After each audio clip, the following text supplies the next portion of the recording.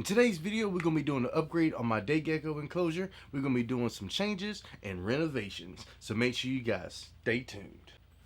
Welcome back to the channel, guys. I'm Josue from Josue's Exotics, and on this channel we like to make videos about reptiles and amphibians and how to take care of them, and we like to do enclosure builds and all types of videos concerning our fellow amphibians and reptilians. So, as I stated before, in today's video we're going to be doing an upgrade on this enclosure here that I did for my GECKO, because I've had a lot of different changes here, and I sold some animals and I got some different ones, and I've been changing things up here on Josue's Exotics, and it's going to continue to change to make this channel as popular as we can make it, y'all.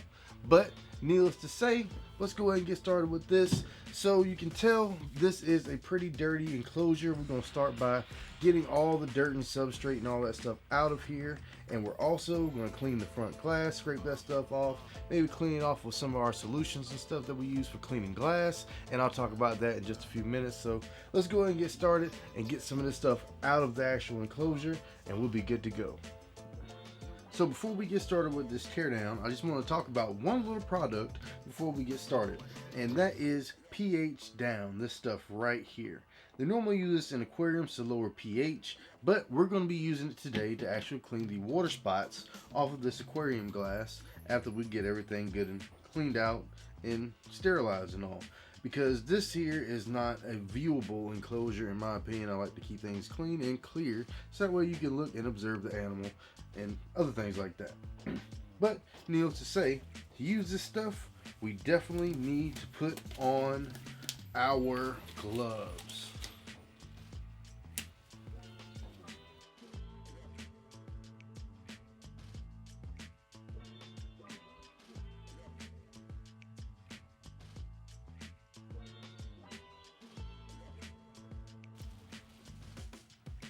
So this guy's here is an infertile egg, I'm pretty sure, because this is a female gecko. So I thought that was pretty cool, but obviously there's no male, and maybe we can get some of that started here in the future, but we'll have to see. If you got somebody, you got some good geckos of the Phelsuma grandis family, hit me up and let me know. I'll see what I can do here. Maybe I can start a breeding project with them coming up soon. Alright, so we got all the dirt and stuff that we want to get out of the enclosure. We'll clean the rest of that up here with our next solution, and that is going to be what we have in this spray bottle right here. And this blue liquid is what we call chlorhexidine solution. This is a animal safe disinfectant and cleaner that is used in a lot of various applications, and you can buy this stuff pretty much everywhere. So I'll make sure to put links down in the description, so that way you guys can check out all the products mentioned in today's video, so you can get some for yourself if you need to do something like this in the future, because I always think videos like this help out a whole lot with knowing different kinds of little tips and tricks of how to do stuff, especially with this pH down, because when I found this stuff out, it was amazing. And you'll see the difference in between this glass, what you're looking at now, and what we're about to see in a few minutes. So what you do with this stuff is take the cap off, and I have just some Brillo pad here, and you just want to pour a little bit onto the little Brillo pad. As you can see, it's a little drop, and you just go to town with it. And this will help break down a lot of the deposits, because what water spots come from is hard water buildup that we have, especially down here in the south, with a lot of our drinking water.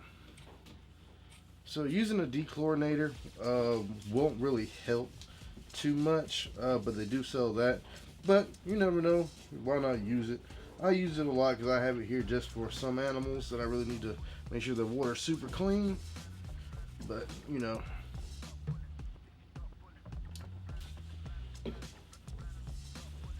and we'll do a before and after image, so that way you guys can really see the difference in between this, and just a little bit of light scrubbing here.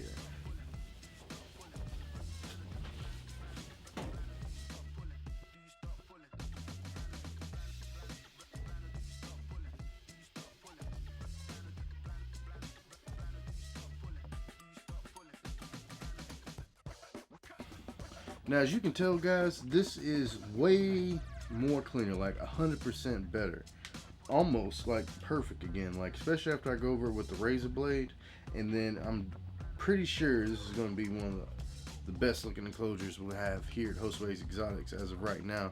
Because if you don't remember this video, I'll put a link in the top right corner. This is when I did the reptile background that I built a long time ago, like a year or so, and I did this for my red-eyed tree frogs.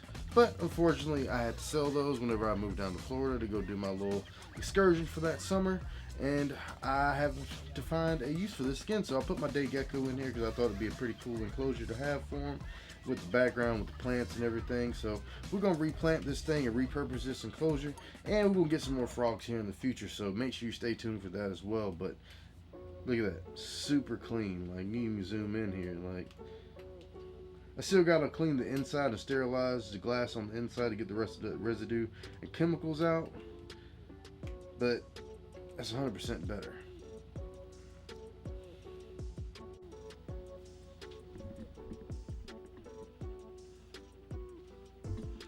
Alright, so the next step is we're going to fill this thing up with some mulch and soil here. We're going to be doing a mixture of peat moss, and we use some cypress mulch here, and we're going to plant some plants down here and get some awesome stuff going. So go ahead and get this stuff in here.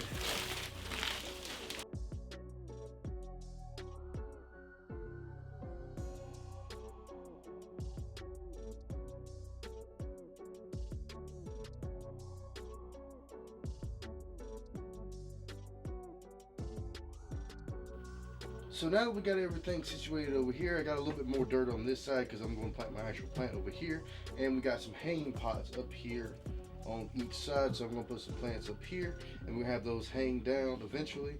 But our one main plant is going to go here, and that is this plant right here. Some of you guys may know this, but this is a Janet Craig compacta, and this is a medium light plant. And I've done pretty well with these being in an aquarium, and I always tend to go with these because they are pretty beautiful plants in my opinion. Something I definitely like to look at.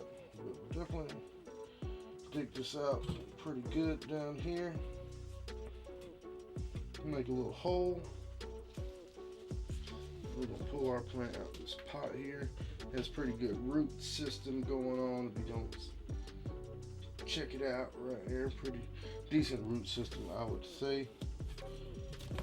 And we can kind of mosey them down in there, cover them up.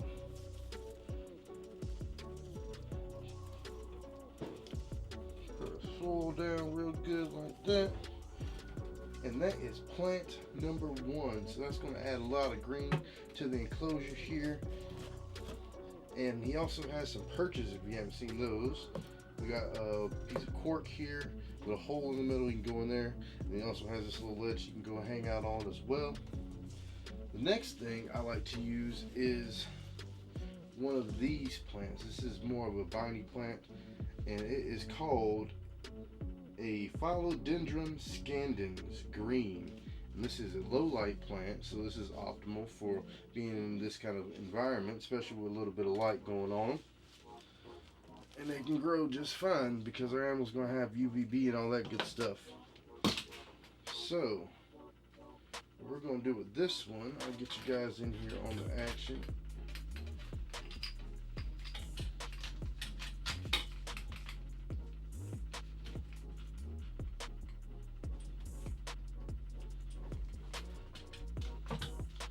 This one I'm going to tuck inside of this little plant here, and we'll add some more dirt and stuff in there later on if it needs to. We're just kind of going to let him do his thing in there. And we'll kind of pull our little bushes down and get them to start to hang this way a little bit more.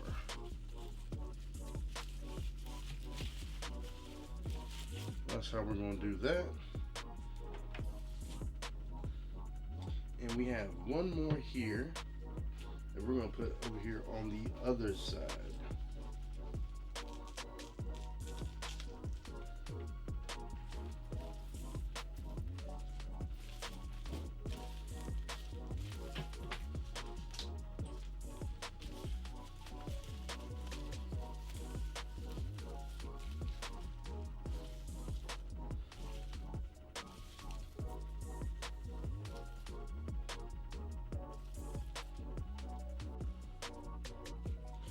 Alright, so we got our plants in there now. Everything's situated. So now we got a couple logs that I've really been wanting to use that I think that I can make into a pretty cool little perch area. I just need to dig out some of this here dirt to make it fit like I want to, because I think that'd be pretty cool little perch. One of the leaves fell off there. That's not good, but it'd be okay. It's just one little leaf to the whole plant. I think that'd be cool. We can dig that out and put that there. That way he can climb up, he can have access to this, and this can also be like a little basking spot. I think I'm gonna put the light right there, so that way the plants can get all equal lighting across the thing. Maybe this won't get as much, but I think that'll be all right. And we do have cork log piece that was in here before. I think we're gonna probably do the same thing with this. Maybe kind of situate it.